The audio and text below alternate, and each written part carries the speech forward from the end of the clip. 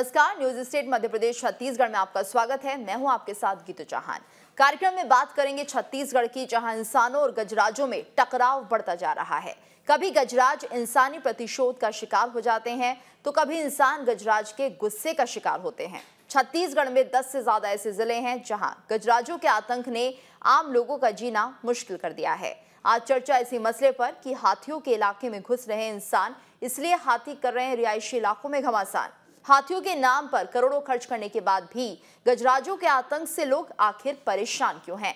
इन तमाम मसलों पर चर्चा के लिए हमारे साथ मेहमानों का खास पैनल है, लेकिन उससे पहले देखिए रिपोर्ट।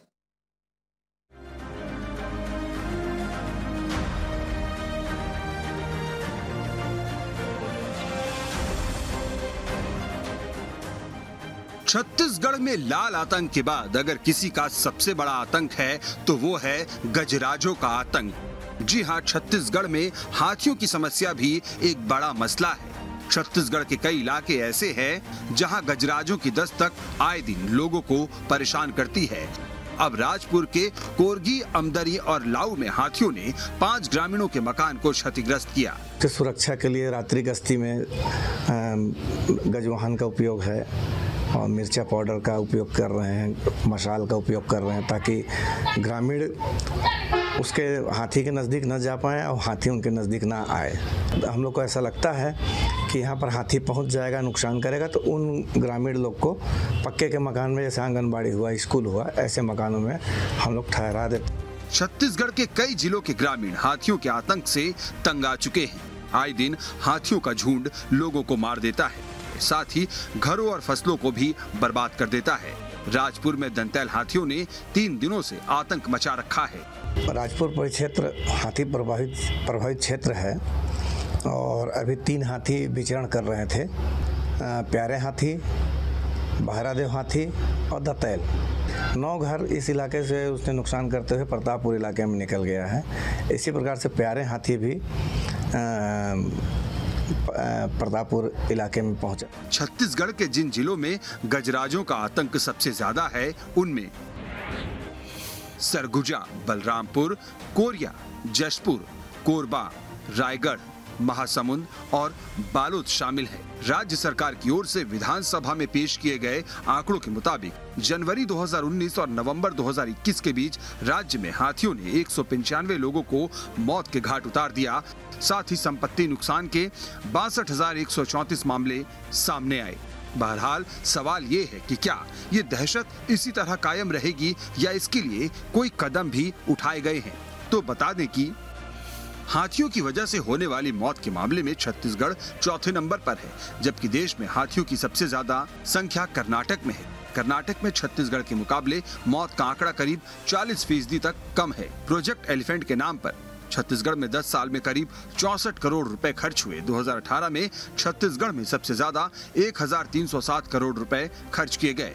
सोलर फेंसिंग, मधुमक्खी पालन, रेडियो कॉलर जैसे उपाय किए गए। 2011 से 2017 के बीच 45 करोड़ रुपए से अधिक की राशि खर्च की गई। फिर भी छत्तीसगढ़ में हाथियों की वजह से होने वाली मौतों की संख्या कम होती नहीं दिख रही। हाथियों को साथी न बना पाने का ही नतीजा है कि पिछले 4-5 सालों में छत्तीसगढ़ में कई लोगों की जान जा चुकी है। आंकड़ों पर गौर करें तो 2016-17 में हाथियों की वजह से 74 मौतें हुई, तो 2017-18 में भी 74, 18-19 में 56 और 2020-21 में 57 लोगों की जान चली गई। वहीं इंसानों और गजराजों में बढ़ते टकराव का खामियाजा गजराजों को भी भुगतना पड़ रहा है, क्योंकि 2016-17 में 11 हाथियों की मौत हुई, तो 17-18 में 17, 18-19 में 9 और 20-21 में 12 हाथियों की मौत हो गई। तो आंकड़े बता रहे हैं कि छत्तीसगढ़ इंसानों और गजराजों के लिए रण क्षेत्र बनता जा रहा है, जहां इंसान और वन्य जीव दोनों खतरे में हैं। Team news state. और हमारे साथ मेहमानों का खास पैनल जुड़ चुका है। हमारे साथ Prathamesh Mishra, wild life expert, जुड़े हुए हैं। केएस चौहान, बीजेपी के प्रवक्ता, नितिन भंसाली, कांग्रेस प्रवक्ता, हमारे साथ जुड़े हैं। साथ ही हमारे संवाददाता अंकुश शर्मा भी बने हुए हैं। आप सभी का स्वागत है। अंकुश, सबसे पहले आपसे हम जानना चाहेंगे किस तरह से हाथियों का आतंक इस वक्त लोगों के लिए परेशानी का सबब बना हुआ है।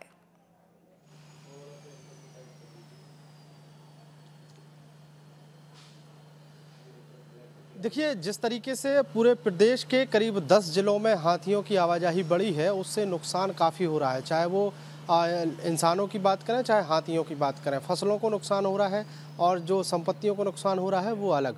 इसको लेकर छत्तीसगढ़ का वन विभाग लगातार कोशिशों में जुटा रहता है, लेकिन वो कोशिशें कहीं ना कहीं नाकाम साबित होते हुए तब दिखाई देती हैं जब लगातार खबरें आती हैं कि कभी हाथी के हमले से कोई लोग घायल हुए हैं या किसी की जान चली गई है, घरेलू संपत्ति को नुकसान पहुंचा है, फसलों को नुकसान पहुंचा है। कई तरह के कदम यहाँ पर लगातार उठाए जा रहे हैं। चूँकि ये कदम अभी से नहीं, जब से छत्तीसगढ़ राज्य अलग हुआ है तब से लगातार कदम उठाए जाने की कोशिशें चलती आ रही हैं, लेकिन वो कदम जो है सफल होते हुए कहीं दिखाई नहीं दे रहे हैं। अब चूंकि छत्तीसगढ़ के जंगली इलाकों की बात करें तो कई तरह की खबरें ये भी आती हैं कि अन्य प्रदेशों से हाथियों की आमद छत्तीसगढ़ में हो रही है, जिसके लिए अब लेमरू प्रोजेक्ट के माध्यम से हाथियों को एक सीमित क्षेत्र तैयार किया जा रहा है जहां पर उनको जो है संरक्षित किया जा सके, जिससे ना हाथियों को नुकसान पहुंचे ना हाथियों से लोगों को नुकसान पहुंचे। ऐसी कोशिश वन विभाग कर रहा है। चूंकि अब इस पूरे नुकसान की अगर बात करें तो स्पष्ट तौर पर देखा जा सकता है कि जिस तरीके से जंगली क्षेत्रों में जो खनन बढ़ा है, जो कोयले के खनन हो रहा है, उसकी आवाज से, उसके धुएं से, उसके प्रदूषण से कहीं ना कहीं जंगल जो है, जो हाथियों का जो रहने का इलाका है, उसको नुकसान पहुंच रहा है। तो स्वाभाविक है हाथी जो है ग्रामीण इलाकों में घुस रहे हैं। खाने की कमी के कारण भी एक बड़ा कारण समझ में आया है कि हाथियों को जंगल में खाने की कमी हो रही, इसलिए वो ग्रामीण क्षेत्रों में घुस रहे हैं। कई तरह के कदम उठाए तो जाते हैं, लेकिन वो सफल होते हुए दिखाई नहीं दे रहे हैं। बिल्कुल। और पृथ्वीश मिश्रा जी भी हमारे साथ बने हुए वाइल्ड लाइफ एक्सपर्ट। पृथ्वीश जी, आप क्या कारण मानते हैं, क्योंकि एक लंबा समय बीत चुका है, तकरीबन 10 साल से हम यही हालात देख रहे हैं, आखिर क्यों इन हाथियों का आतंक लगातार बढ़ता जा रहा है और जिसके चलते कहीं ना कहीं लोगों की मौतें भी बढ़ रही हैं? नमस्कार, मैं 2-3 चीजों पे वो देना चाहूंगा, बात करना चाहूंगा। ये है कि पहले रहवास जो इनका है वो निश्चित होना चाहिए। ये बात करें हम, हाथी भटकते क्यों हैं, एक जगह से दूसरी जगह क्यों जाते हैं, वो है पानी और भोजन की तलाश में। दुनिया भर में पशु पक्षी भोजन के और पानी की तलाश में दूर दूर यात्राएं करते हैं। यदि उनको अपने स्थान पर भोजन और पानी मिल जाए तो वो भटकेंगे नहीं। दूसरा, आक्रामक क्यों होते हैं? आक्रामक होने के बहुत सारे कारण हैं। उनको अपने भोजन और पानी में दूसरों की हिस्सेदारी नजर आती है। आदमी उनके भोजन पानी में दखल देता है तो वो आक्रामक होते हैं कि मेरा हिस्सा बंटवाने आ गया। कोई भी जानवर आप देखेंगे, सामान्य कुत्ता भी दूसरा कुत्ता आ जाता है तो उसको भौंकने लगता है खाने पे। दूसरा, मनुष्य द्वारा सताए जाने की जो आदत है, मनुष्य जो लोगों को सताता है, इन लोगों को, हाथियों को, वो सताने का जो कारण है, हम उसको जो देखते हैं प्रशासनिक तरीके से भी हम जो करते हैं वो सताना ही हुआ। पटाखे जलाना, फोड़ना, हुल्ला पार्टी, टार्च, मशाल जलाना, ये सब चीजें उनको और अग्रेसिव करती हैं। ये बचाव के तरीके नहीं है, उनको भगाना है, सॉल्यूशन नहीं है। उनका सॉल्यूशन दूसरा है। आप बचाव के तरीके में अब आते हैं हम, तो वो है मॉनिटरिंग। सबसे बड़ी चीज है मॉनिटरिंग उनकी। हमारे पास आज की तारीख में बहुत एडवांस चीजें हैं, सैटेलाइट्स के द्वारा हम कर सकते हैं, ड्रोन कैमरे हैं। इन सब तरीकों से हम उनकी मॉनिटरिंग प्रॉपर करें, उनकी लोकेशन को बकायदा मालूम रखें और उस लोकेशन के बाद, मालूम होने के बाद ये चीज को सुनिश्चित करना, ये डिपार्टमेंट और लोगों के द्वारा भी बहुत जरूरी है। आपसी जागरूकता कि उनसे हम दूर दूर रहें, बिल्कुल उनके पास ना जाएं। अगर कोई जाता भी है तो गांव वालों की ये वो बनती है कि किसी को उसके पास ना जाने दो। एक बार आप उनका द्वारा नुकसान, खाना और मकान अगर टूटते हैं तो वो सहन किया जा सकता है, परंतु आदमी की जान जाना सहन नहीं किया जा सकता। बिल्कुल। जान जाना ही अगर बचाना है तो दूर रहना ही उपाय है। और वो उपाय हम सिंपल, प्रशासन अगर सहायता करे कि मॉनिटरिंग के द्वारा उनकी लोकेशन मालूम पड़ जाए तो आदमी दूर रहेगा जी। और उनको बिल्कुल सताना नहीं है, तंग नहीं करना है, ये सबसे बड़ी चीज है। बिल्कुल। प्रशासनिक पहल जो हो रही है जी, अभियान बन रहा है।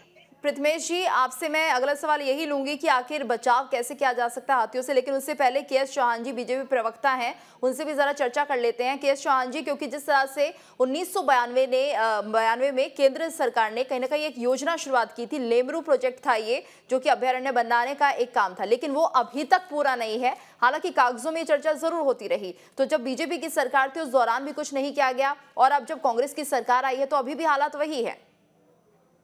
जी, लेमरू प्रोजेक्ट में निरंतर हमारी भाजपा सरकार ने पूरा काम किया है। उसको एक जो एरिया था वो भी डिसाइड किया हुआ था, लेकिन कांग्रेस की सरकार आई तो उस एरिया को डिक्रीज कर दिया गया, जिसका जो विरोध है उनके खुद के मंत्री टी.एस. सिंहदेव जी ने किया था, और इसको अपोज किया था कि आप डिक्रीज मत करिए। आज कहीं ना कहीं ये जो हाथियों का आतंक है वो 62,134 मामले आए हैं पिछले 2 सालों में। ये 11 गुना ज्यादा है कर्नाटक से। हमारे यहाँ पर छत्तीसगढ़ में जो हाथी है लगभग 300 हाथी, लेकिन जो कर्नाटक में हाथी है वो लगभग 6,000 हाथी है।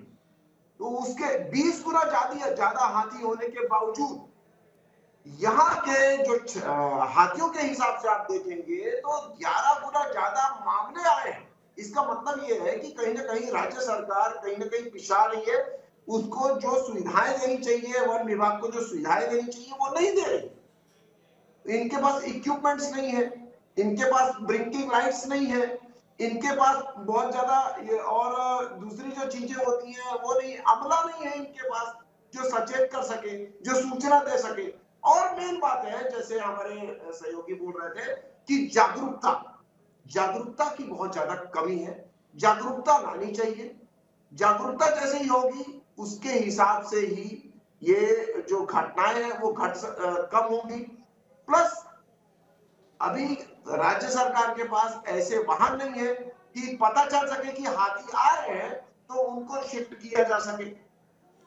यहाँ तक कि वन विभाग के पास भी एक ही गाड़ी है, उनको वो उसी गाड़ी में भ्रमण करते हैं।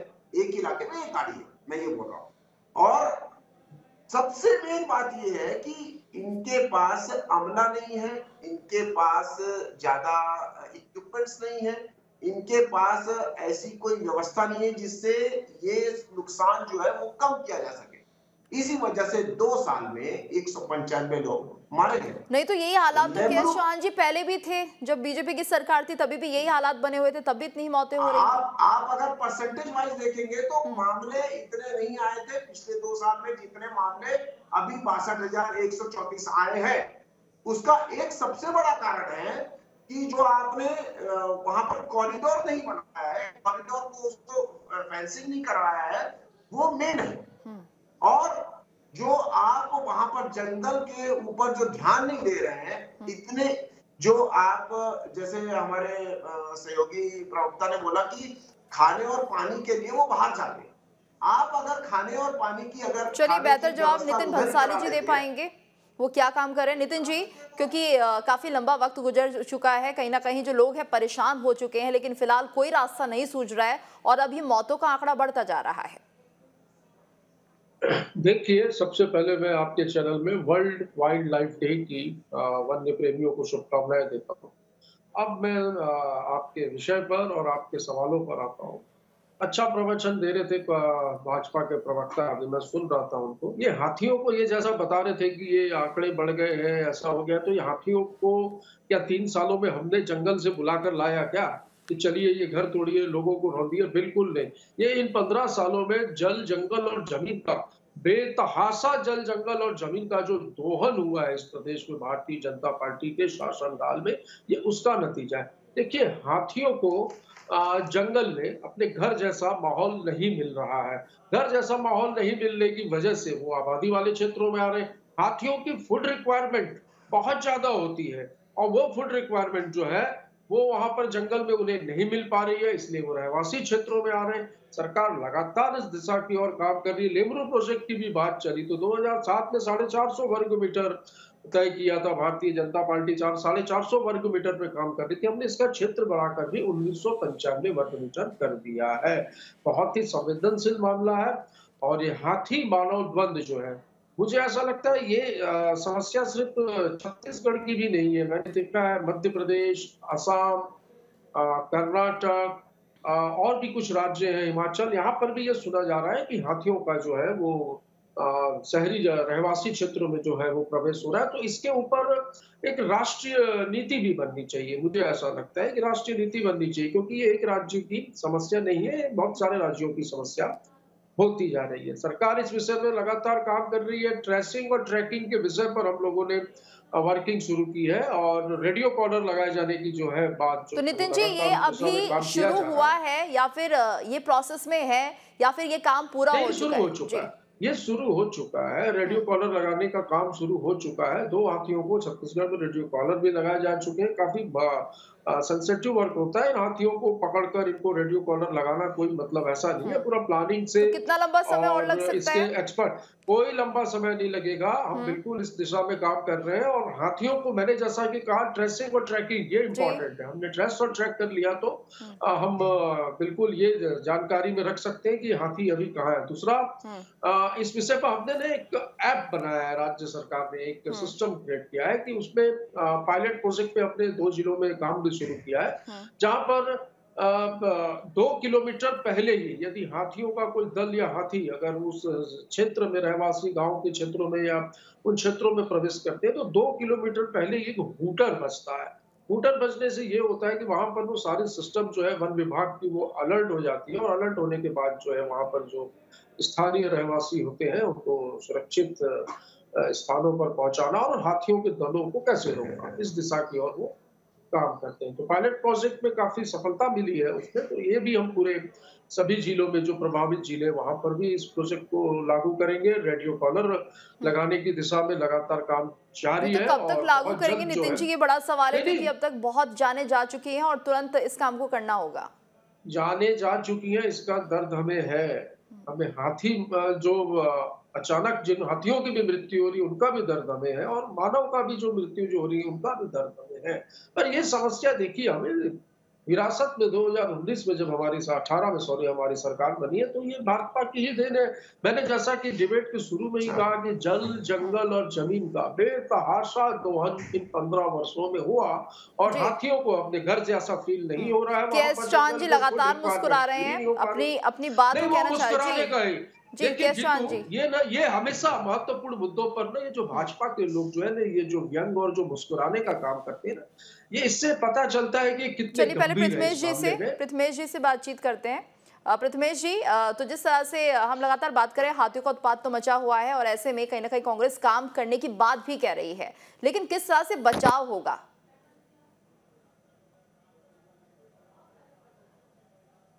कांग्रेस की तरफ से, और कांग्रेस की तरफ से कहा गया कि जल, जंगल, जमीन का दोहन भाजपा द्वारा किया गया। उन्होंने तो किया ही किया, अभी तक बंद नहीं हुआ। 3 साल हो गए। सरकार को बंद कर देना चाहिए दोहन। कोल ब्लॉक नए अलॉट करना बंद कर देना चाहिए हसदेव क्षेत्र में। इनको दोहन बंद करना चाहिए ना। बंद करने से कौन रोक रहा है इनको? परमिशन ये दे रहे हैं। इनको बंद करना चाहिए दोहन, है ना। दोहन बंद करें, पर्यावरण बचेगा, हाथी भी बचेंगे, उनसे लोग बचेंगे। नितिन जी, काम करेगी सरकार? कोयला खदान जो है और जिससे बहुत बड़ा राजस्व ये सारे कोयला खदानों की परमिशन देना, गीतू मैं जवाब दे रहा हूँ। ये सारा कोयले खदानों की खनन की परमिशन देने का काम जो होता है वो केंद्र सरकार का ही होता है, ये भी मैं बता दूं।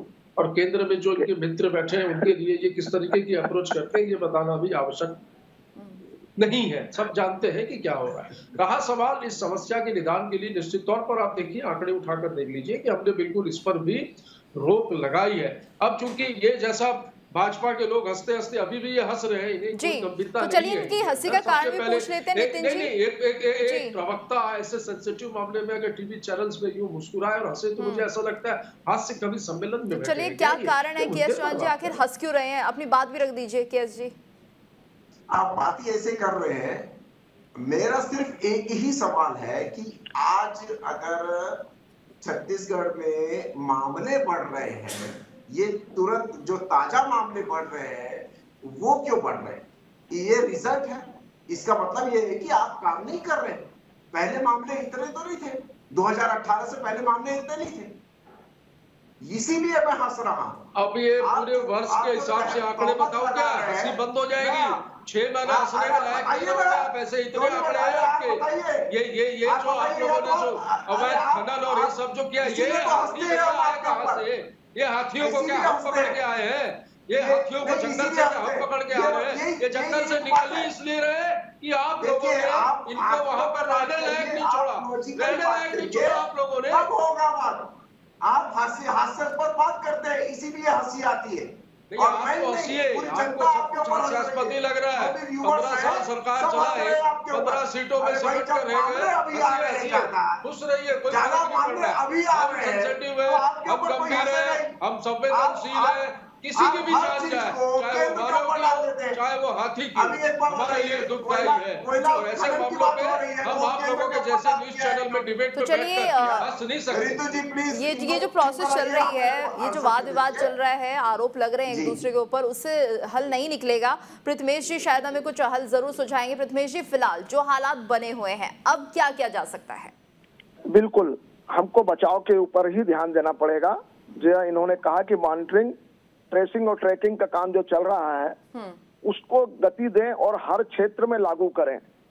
हर दल के साथ वो कॉलर उसको लगा हो, उसके दल के नेता को या किसी हाथी को उसकी जानकारी मिले, वो बहुत जरूरी है। और उसके बाद वो दूरी बनाना बहुत जरूरी है। इसके लिए हमको गांव-गांव में जागरूकता अभियान उसके क्षेत्र में बहुत जरूरी है कि लोग देखने पहुंच जाते हैं, उनके पास पहुंच के उनको परेशान करते हैं, वो बिल्कुल ना करें। और मैं ये उनसे निवेदन करूंगा कि ये जो तरीके हैं अपनाने के, भगाने के, उनको बंद किया जाए। फटाके, हुल्ला पार्टी, आग, इससे और उत्तेजित होते हैं हाथी जी। बिल्कुल वो नहीं करना चाहिए। उनसे दूरी बनाना, मॉनिटरिंग, ट्रेसिंग। वो खाना खा लें, फसल खा लें, अगर घर थोड़ा बहुत टूट जाता है तो उसकी मुआवजा भरपाई हो सकती है। यहाँ पर ये भी कहेंगे कि ये जो ग्रामीण हैं, इन्हें शायद जो साइकोलॉजी है एलिफेंट्स की, हाथियों की, वो समझ नहीं आ रही, क्योंकि जैसा आप बता रहे हैं, आग लगा देते हैं, शोर मचाते हैं उनके सामने। तो क्या उसके लिए भी एक टीम का गठन होना चाहिए जो कम से कम इस बारे में जानकारी दे? बिल्कुल, टीम गठन हो, जागरूकता हो, NGOs की मदद ली जाए और उनको समझाया जाए कि नहीं, इनको डराने से कुछ नहीं होगा, ये भागेंगे नहीं, ये शक्तिशाली है, ये समझते हैं अपनी ताकत को। और ये लेमरू अभयारण्य की बात हो रही थी, तो हाथी अभयारण्य बहुत अच्छी बात है जी। अगर उनको सुरक्षित वातावरण मिलेगा तो वो वहां धीरे धीरे संग्रहित होंगे, इकट्ठे होंगे। पर हाथी कोई सीमा नहीं जानता है, उसको नहीं मालूम कि अभयारण्य यहाँ तक है कि कहाँ तक है। उसको जहाँ खाना मिलेगा और पानी मिलेगा वो वहां जाएगा। तो हमको अभयारण्य क्षेत्र में भरपूर मात्रा में फल और पत्ते, जो पत्ते, बांस के पेड़ जो उनको पसंद हैं, वो केला, मैं देखा हूँ अब लेमरू में, करेला पहाड़ में, उधर पे मैं खुद घूमा हूँ। केले के, जंगली केले के पेड़ बहुत हैं, उनको और बढ़ाना चाहिए जी। इनके फलदार पेड़ और वो हो, और हर जंगल में, उस जंगल के अलावा बाकी जंगल में पानी पर्याप्त मात्रा में हो। ये सब मिलेगा उनको तो कभी भी शहरी क्षेत्र में नहीं आएंगे। अभी अचानक मार क्षेत्र में हाथी घूम रहे हैं, उन लोगों ने कभी इतने दिनों में नहीं देखा कि किसी गांव में उन्हें उत्पात मचाया हो, क्योंकि जो अचानक मार जंगल है वो बहुत सुदृढ़ है जी, मजबूत है, उसमें बहुत खाने की और पानी की भरपूर व्यवस्था है। देखिए, उन्होंने कभी किसी गांव में कोई आतंक नहीं मचाया, इतने दिन से हैं। तो वही व्यवस्था हमको करनी पड़ेगी। इसके लिए फॉरेस्ट डिपार्टमेंट ईमानदारी से काम करे और इसके लिए लोग भी सहयोग करें, NGOs का सहयोग लिया जाए, ये मेरा कहना है। बिल्कुल। नितिन जी से आखिरी कमेंट ले लेते हैं। नितिन जी, तो फिलहाल लेमरू प्रोजेक्ट एक बड़ा प्रोजेक्ट और शायद इसकी शुरुआत हो जानी चाहिए, क्योंकि अब तक कागजों में ही है। अगर इस पर काम किया जाएगा तो बहुत हद तक समस्या सुलझ जाएगी। कागजों में नहीं है, नोटिफिकेशन जारी हो चुका है और इस पर बिल्कुल सीरियसली काम किया जा रहा है। वाइल्ड लाइफ एक्सपर्ट जो हमारे साथी अभी बैठे हैं, उन्होंने भी कुछ अच्छे सुझाव दिए जो मुझे भी काफी अच्छे लगे। तो निश्चित तौर पर उनके सुझावों को भी मैं शासन तक पहुंचाने की पूरी कोशिश करूंगा और किस तरीके से हम उसको लागू करके वहां पर एक अवेयरनेस का भी प्रोग्राम, जैसा कि कुछ NGOs की मदद हमने ली भी है, और इसको विस्तृत रूप से हम इसको करें। और जैसा कि रेडियो कॉलर लगाने की जो हमारे काम चल रहा है, इस काम को युद्ध स्तर पर हम और करें, ताकि ट्रेसिंग ट्रैकिंग इन हाथियों की लगातार होती रहे और जल जंगल जमीन भी सुरक्षित रहे, हाथी भी सुरक्षित रहे और हाथी मानव का ये जो द्वंद्व है इस पर कैसे विराम लग सके, इस दिशा के.एस. चौहान जी, आप कोई सुझाव देना चाहेंगे? 30 सेकंड। जी रितु जी, सबसे मेन बात ये है कि अगर इन सब चीजों से हम निजात पाना चाहते हैं तो हमारे को पैसे खर्च करने पड़ेंगे।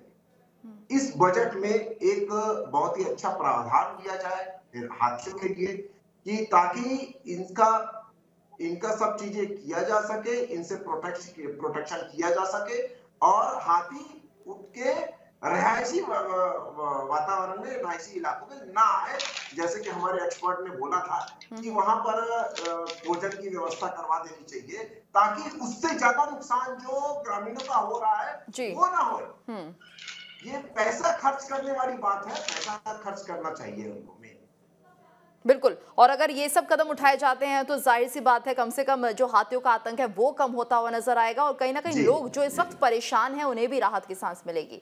और इसी के साथ आप सभी का बहुत बहुत शुक्रिया हमारे साथ जुड़ने के लिए। तो लगातार हाथियों का उत्पात बढ़ रहा है और ऐसे में कड़े कदम उठाने इस वक्त बहुत जरूरी है, नहीं तो ये मौतों का आंकड़ा बढ़ सकता है।